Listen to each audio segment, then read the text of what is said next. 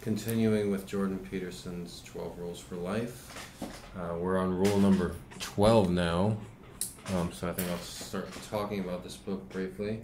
I got blood all over it just now. It's my cat totally sliced my finger. He's just like, so now I'm bleeding all over this book, which wouldn't be a problem if I didn't check it out from the library. However, on the 12 Rules of Life, we're up to rule number 12, which is, if I recall correctly, is if you see a cat on the street, make sure to pet him. Which is a really intriguing title, especially for somebody like me who loves cats, or I like cats. I love all animals. I love cats in particularly. I like lions and tigers. They're like the number one cats. Okay, enough about cats. I'm really enjoying Jordan Peterson's 12 Rules for Life. It's one of the best psychological, not psychological, but sorry, it's like almost midnight here.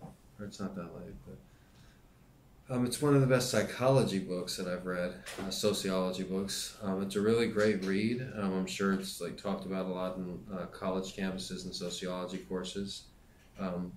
Maybe people, professors try to make it out as a novelty act or something, but they're just haters basically.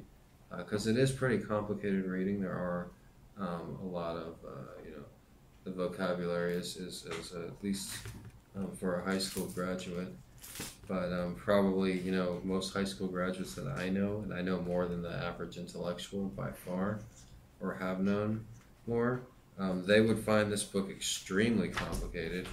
So it's another reason why I'm doing people the favor by reading it here. So rule number 12 is pet a cat when you encounter one on the street. There's a lovely picture of, I believe, either his wife or his daughter holding a dog, actually.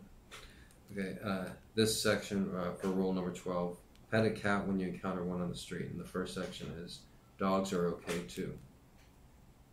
I'm going to start this chapter by stating directly that I own a dog, an American Eskimo, one of the many variations of the basic Spitz type. They were known as German Spitzes until the First World War made it verboten to admit that anything good could come from Germany. American Eskimos are among the most beautiful of dogs, with a pointed, classic wolf face, upright ears, a long, thick coat, and a curly tail. They are also very intelligent. Our dog, whose name is Sicko, which means ice in an Inuit language, according to my daughter who named him, learns tricks very rapidly and can do so even though he's old. I taught him a new stunt recently when he turned 13. He already knew how to shake a paw and to balance a treat on his nose. I taught him to do both at the same time. However, it's not at all clear he enjoys it. We bought Sicko for my daughter, Michaela, when she was about 10 years old. He was an unbearable cute pup. Small nose and ears, rounded face, big eyes, awkward movements. These features automatically elicit caretaking behavior from humans, male and female alike.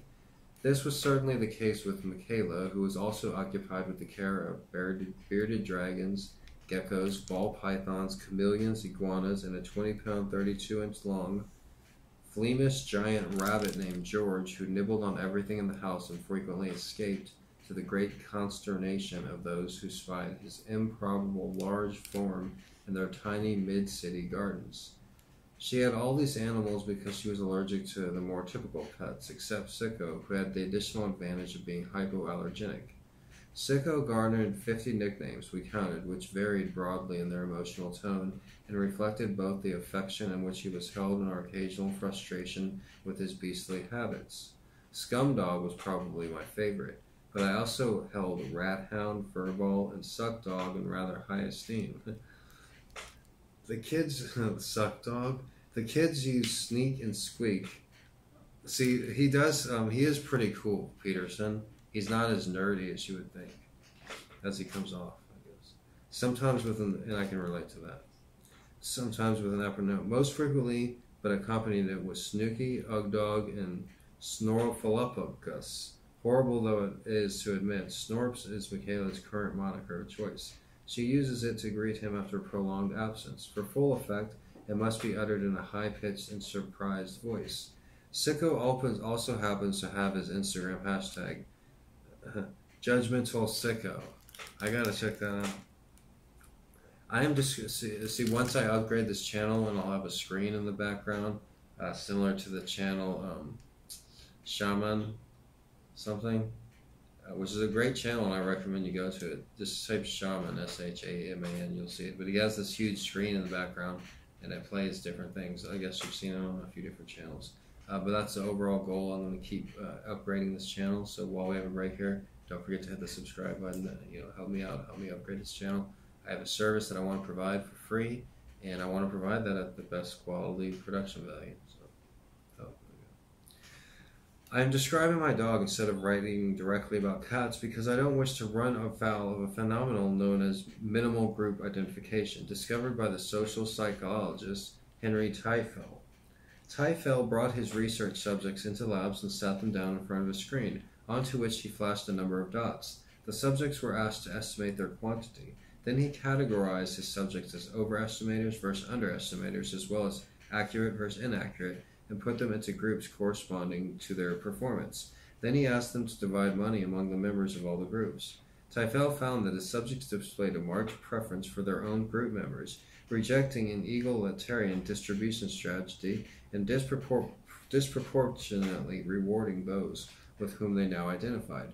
Other researchers have assigned people to different groups using even more arbitrary strategies, such as flipping a coin. It didn't matter, even when the subjects were informed of the way the groups were composed. People still favored the co-members of their personal group. I participated in that study, and I didn't favor the co-members of my participant group. I participated in a similar study. Teifel's studies demonstrated two things. First, that people are social. Second, that people are antisocial. People are social because they like the members of their own group. People are antisocial because they don't like the members of other groups. Exactly why this is so has been the subject of a continual debate. I think it might be a solution to a complex problem of optimization. Such problems arise, for example, when two or more factors are important, but none can be maximized without diminishing the others.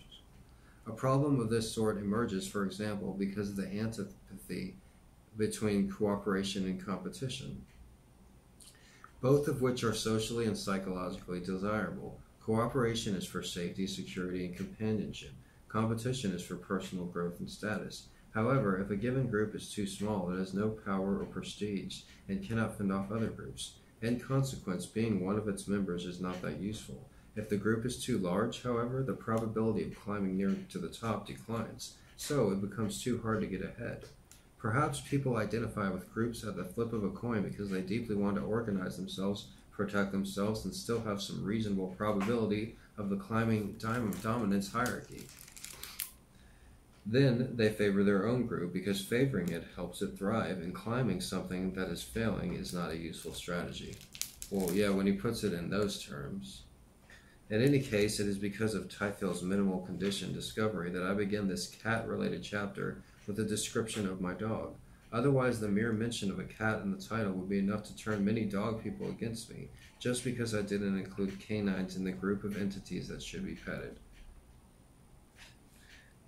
Since I also like dogs, there is no reason for me to suffer such a fate. So, if you like to pet dogs when you meet them on the street, don't feel obliged to hate me. Rest assured, instead, that this is also an activity of which I approve.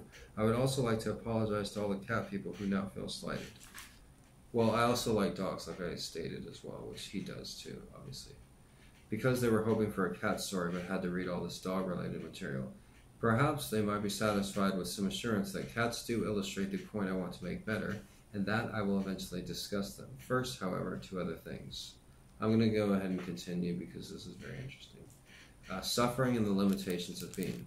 The idea that life is suffering is a tenet, in one form or another, of every major religious doctrine, as we have already discussed.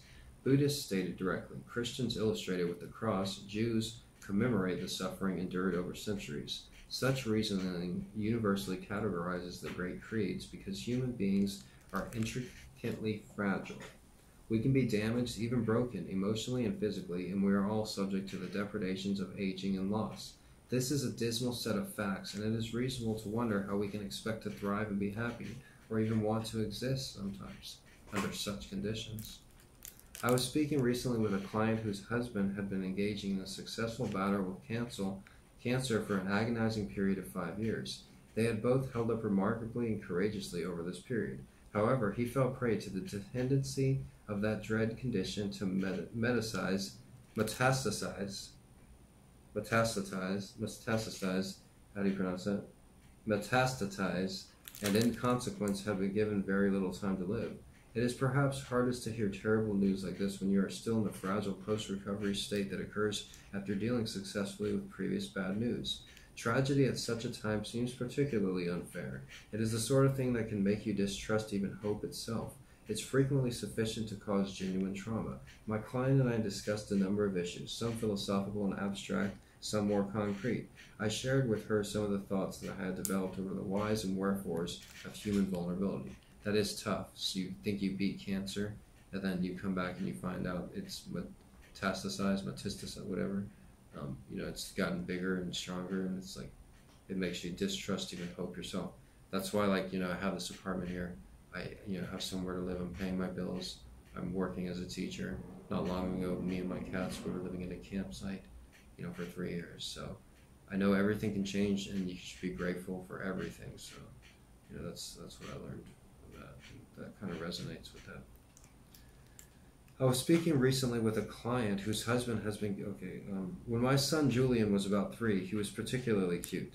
He's 20 years older than that now, but still quite cute, a compliment I'm sure he'll particularly enjoy reading. Because of him, I thought a lot about the fragility of small children. A 3-year-old is easily damaged. Dogs can bite him, cars can hit him, mean kids can push him over, he can get sick, and sometimes did. Julian was prone to high fevers and the delirium that sometimes produced. Sometimes I had to take him into the shower with me and cool him off when he was hallucinating or even fighting with me in his feverish state. There are a few things that make it harder to accept the fundamental limitations of human existence than a sick child. Wow, that's a great point. And think about in the olden days when, I shouldn't say olden days, the previous history of mankind, pre-1900, it was like 50-50 chance that you made it out of childhood. You either died of polio, smallpox, or a number of other diseases. Michaela, his sister, a year and a half, it doesn't say his sister, I just added that, obviously. Throughout this book, I'd recommend purchasing, because there's these great pictures of his 2 kids, that drawn pictures. Michaela, a year and a few months older than Julian, also had her problems. When she was 2, I would lift her up on my shoulder and carry her around. Kids enjoy that. Afterwards, however, when I put her back on the ground, she would sit down and cry. So I stopped doing it. That seemed to be the end of the problem, with a seemingly minor exception. My wife, Tammy, told me that something was wrong with Michaela's gait. I couldn't see it. Tommy thought it might be related to her reaction to being carried on my shoulder. Michaela was a sunny child and very easy to get along with. One day when she was about 14 months old, I took her along with Tammy and her grandparents to Cape Cod when we lived in Boston. When we got there, Tammy and her mom and dad walked ahead and left me with Michaela in the car. We were in the front seat. She was lying there in the sun, babbling away. I leaned over to hear what she was saying. Happy, happy, happy, happy, happy. That's what she was like. Then when she turned 6, however, she started to get mopey. It was hard to get her out of bed in the morning. She put on her clothes very slowly. When we walked somewhere, she lagged behind. She complained that her feet hurt and her shoes didn't fit. We bought her 10 different pairs, but it didn't help. She went to school and held her head up and behaved properly. When she came home and saw her mom, she would break into tears. We had recently moved from Boston to Toronto and attributed these changes to the stress of the move. But it didn't get better. Michaela began to walk up and down stairs one step at a time. She began to move like someone much older. She complained if you held her hand. One time, much later, she asked me, Dad, when you played the little piggy with me when I was little, was it supposed to hurt? Things you learn too late. A physician at our local medical clinic told us, sometimes children have growing pains. That's normal. But you could think about taking her to a psychotherapist. So we did. The physiotherapist tried to rotate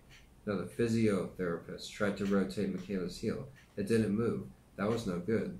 The doctor told us, your daughter has juvenile rheumatoid arthritis. This was not what we wanted to hear. We did not like the physiotherapist.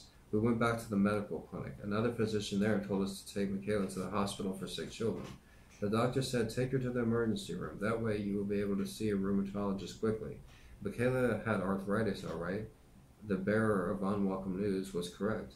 37 affected joints, severe polyarticular juvenile Idiopathic arthritis, JIA. Cause unknown. Prognosis, multiple early joint replacements. Wow. What sort of God would make a world where such a thing could happen at all? Much less to an innocent and happy little girl. It's a question of absolute fundamental import for believer and non-believer alike. It's an issue addressed, as are so many difficult matters, in The Brothers Karamazov, the great novel by Dostoevsky we begin to discuss in Rule Number 7. Dostoevsky expresses his doubts about the property of being through the character of Ivan, who, if you remember, is the articulate, handsome, sophisticated brother and great adversary of the monistic Novitite Alyosha. It's not God I don't accept. Understand this, says Ivan. I do accept the world that he created, this world of gods, and cannot agree with it. Ivan tells Alyosha a story about a small girl whose parents punished her by locking her in a freezing outhouse overnight. A story Dostoevsky culled from a newspaper at the time. Can you just see those two snoozing away while their daughter was crying all night, says Ivan? And imagine this little child, unable to understand what was happening to her, beating her frozen little chest and crying meek little tears, begging gentle Jesus to get her out of this horrible place. Alyosha, if you were somehow promised that the world could finally have complete and total peace, but only on the condition that you tortured one little child to death, say that girl who was freezing in the outhouse, would you do it? Alyosha demurs. No, I would not, he says softly. He would not do what God seems to freely allow.